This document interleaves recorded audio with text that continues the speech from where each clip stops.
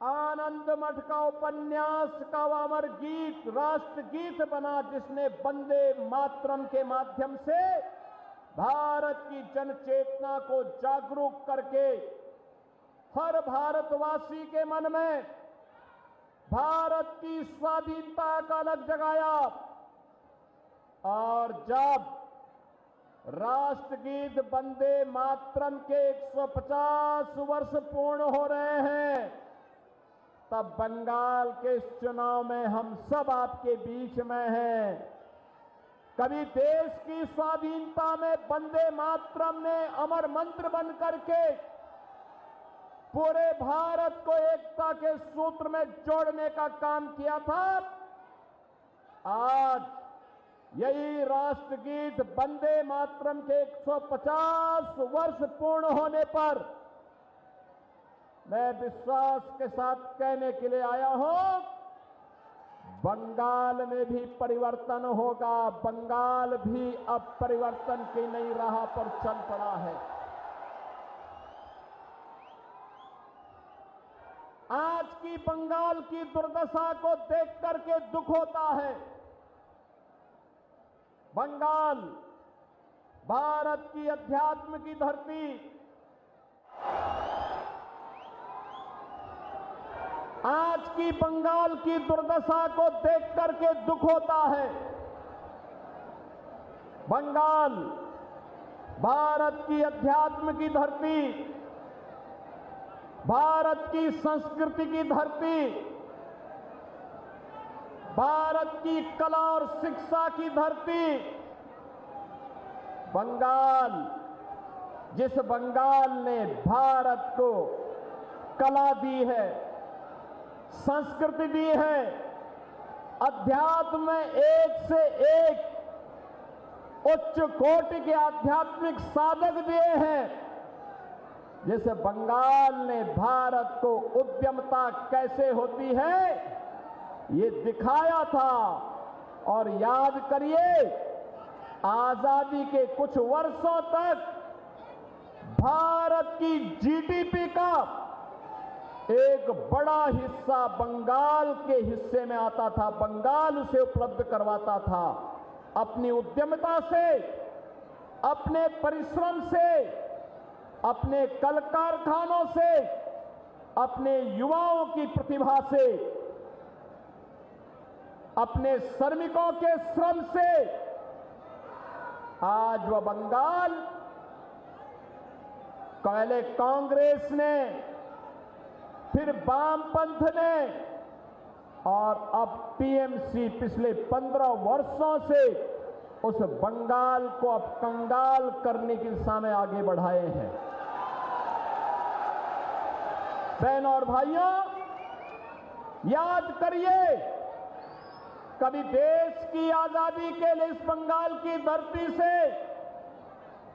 खुदीराम बोस ने हंसते हंसते फांसी के फंदों को चुना था। यही बंगाल की धरती है जिस बंगाल की धरती ने भारत का आह्वान किया था नेताजी सुभाष चंद्र बोस के माध्यम से कि तुम मुझे खून दो, मैं तुम्हें आजादी दूंगा। ये बंगाल की ही धरती थी। बहनों और भाइयों, बंगाल की धरती जिसने स्वामी विवेकानंद जैसा सन्यासी दिया, भारत का हर नागरिक, हर युवा जब भारत के अध्यात्म में जाने का प्रयास करता है, उसके सामने एक तस्वीर होती है, वह होती है स्वामी विवेकानंद की, रामकृष्ण परमहंस की। याद करिए, भारत के वैदिक ज्ञान की परंपरा को वैश्विक मंच तक पहुंचाने और भारतवासियों के मन में गर्व से कहो कि मैं हिंदू हूं, यह भाव पैदा करने का काम किसी सन्यासी ने किया था, तो वह स्वामी विवेकानंद है। बहनों और भाइयों, ये बंगाल की धरती रामकृष्ण परमहंस की धरती है। ये बंगाल की धरती स्वामी विवेकानंद जी की धरती है। ये बंगाल की धरती भारत सेवाश्रम संघ के संस्थापक स्वामी प्रणवानंद की धरती है।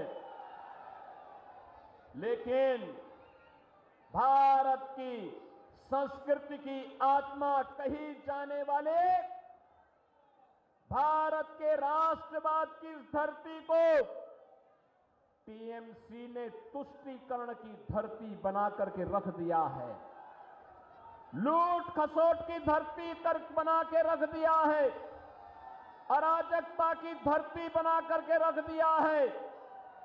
बहनों और भाइयों, हम आपका आह्वान करने के लिए इसीलिए आए हैं, जैसे आज बंगाल में चल रहा है जो अराजकता है, जो गुंडागिर्दी है, यही गुंडागिर्दी, इसी प्रकार की अराजकता, इसी प्रकार की अव्यवस्था आज से 8 वर्ष 9 वर्ष पहले उत्तर प्रदेश में भी थी।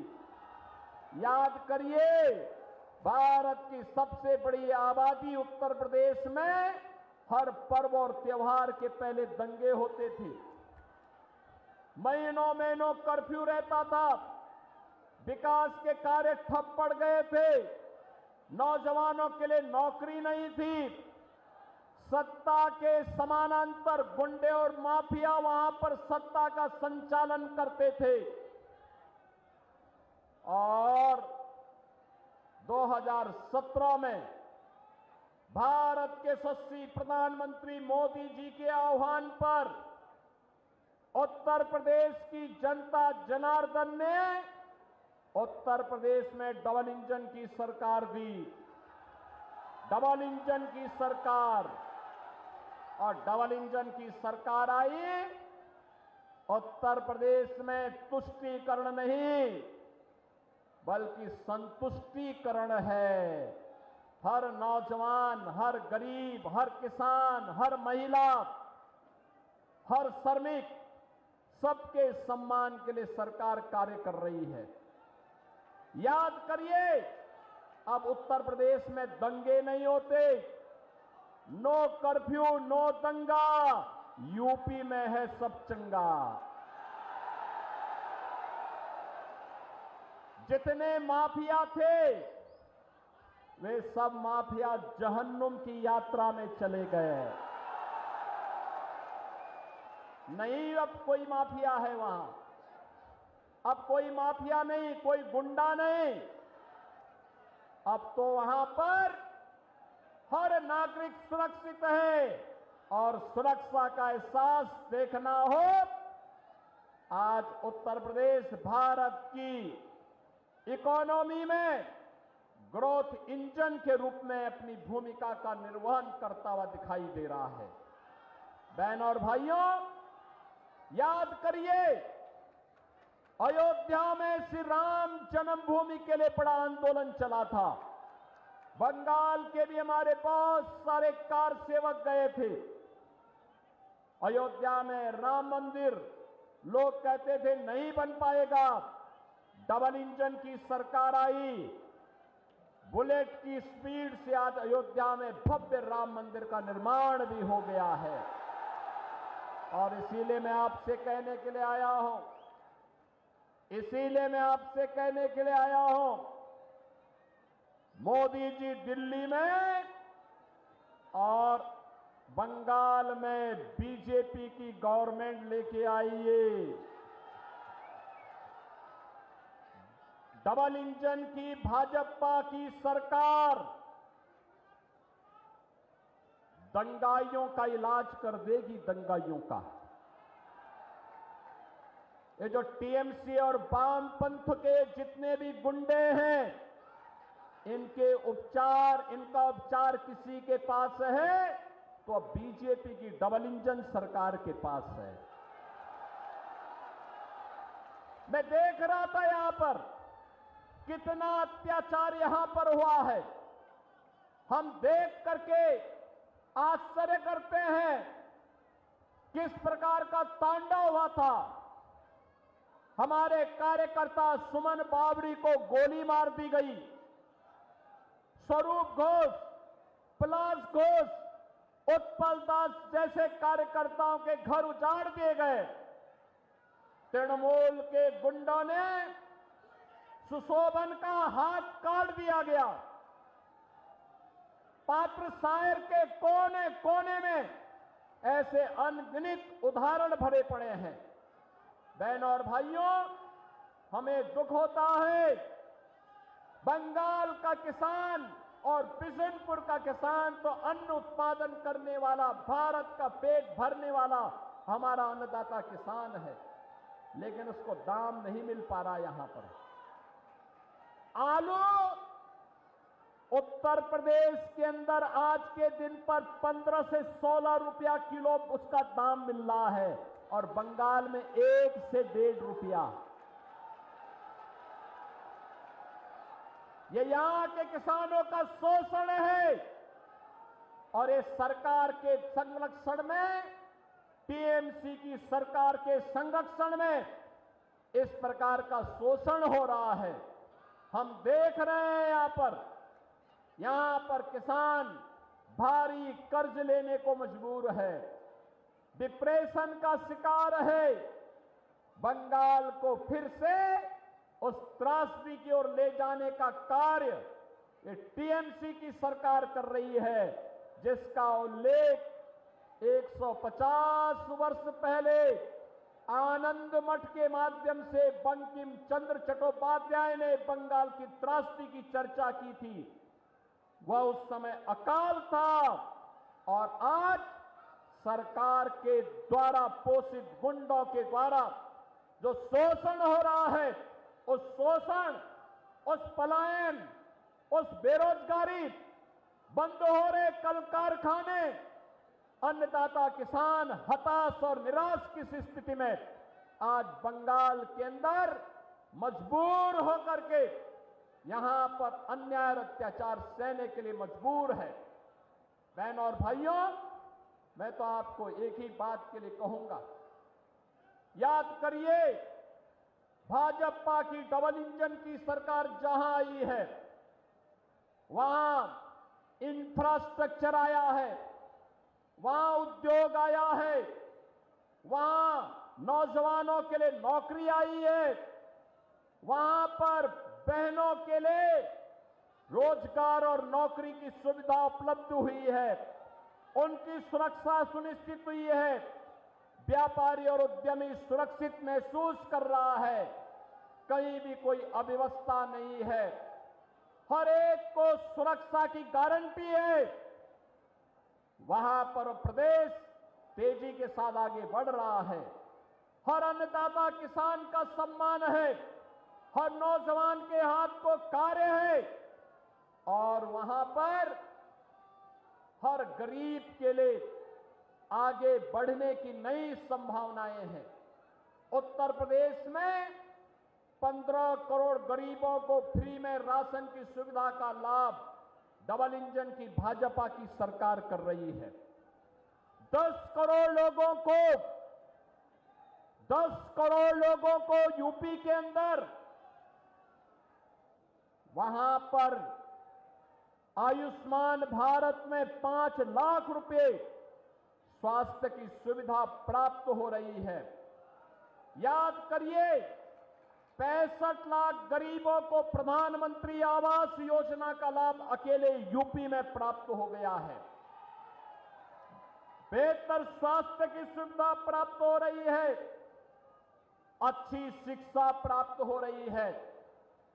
हमने अब तक उत्तर प्रदेश में 9 लाख नौजवानों को गवर्नमेंट की जॉब दी है, और यही नहीं, 3 करोड़ से अधिक नौजवानों के लिए उद्योगों में भी नौकरी की व्यवस्था की है।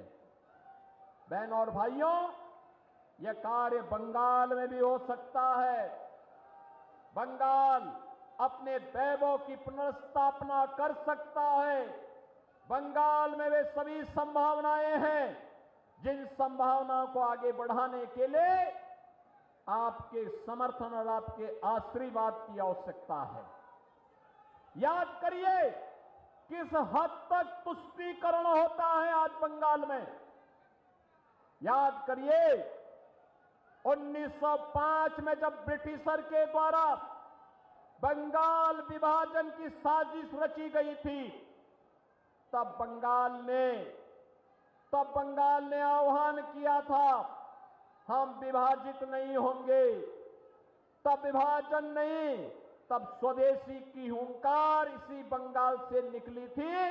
उसने पूरे भारत को स्वाधीनता आंदोलन के साथ जोड़ने का काम किया था। बहनों और भाइयों, आज आपने देखा होगा, अभी हाल ही में कुछ दिन पूर्व बांग्लादेश में एक दलित हिंदू की निर्मम हत्या की गई। भाजपा विरोध करती है, हम लोगों ने उसके खिलाफ आंदोलन किया, लेकिन बंगाल की सीएम ममता दीदी मौन रही। उनको भय था कि अगर वह बोलेगी तो कहीं उनका मुस्लिम वोट न खिसक जाए। बहनों और भाइयों, मैं आपका आह्वान करने के लिए आया हूं। ये वोट बैंक के सौदागर बंगाल की डेमोग्राफी को बदलना चाहते हैं। आपके पास वर्तमान का समय है और वक्त आपका आह्वान कर रहा है।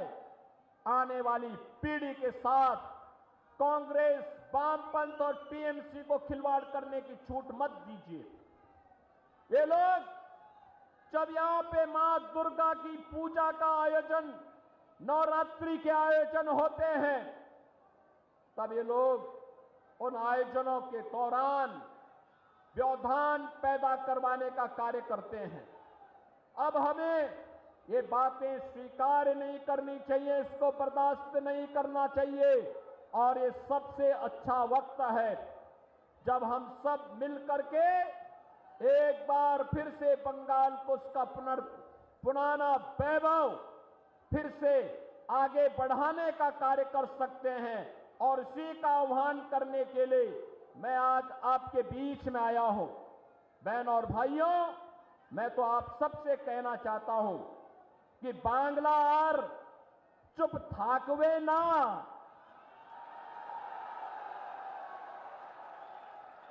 अब खेला बंद होगा और विकास शुरू होगा। एक बार खेला शेष, उन्नयन शुरू। और इसके लिए डबल इंजन की भाजपा की सरकार आवश्यक है। डबल इंजन की सरकार के लिए मैं आपका आह्वान करने के लिए आपके बीच में आया हूं। आप सबसे कहने के लिए, भारतीय जनता पार्टी और एनडीए ने सोनामुखी से दिवाकर घमारी को फिर से अपना प्रत्याशी बनाकर आप उतारा है। इंदाज से निर्मल धारा, बीजेपी और एनडीए के प्रत्याशी आपके बीच में आए हैं। बरजोरा से बिलेश्वर सिंघा अपना प्रत्याशी बनकर के आपके बीच में आए हैं। आपका आशीर्वाद इन्हें प्राप्त होगा, आशीर्वाद मिलेगा। कमल चुनाव चिन्ह पर आशीर्वाद मिलेगा। दोनों हाथ उठा करके आशीर्वाद दीजिए, दोनों हाथ उठा करके। सभी लोग सहमत हैं, विजयी बना करके भेजेंगे। दोनों हाथ उठा करके मेरे साथ बोलेंगे, भारत माता की, भारत माता की, भारत माता की, वंदे वंदे वंदे, जय श्री राम। अब से डीडी फ्री डिश की चैनल नंबर 57 पर देखिए न्यूज नेशन।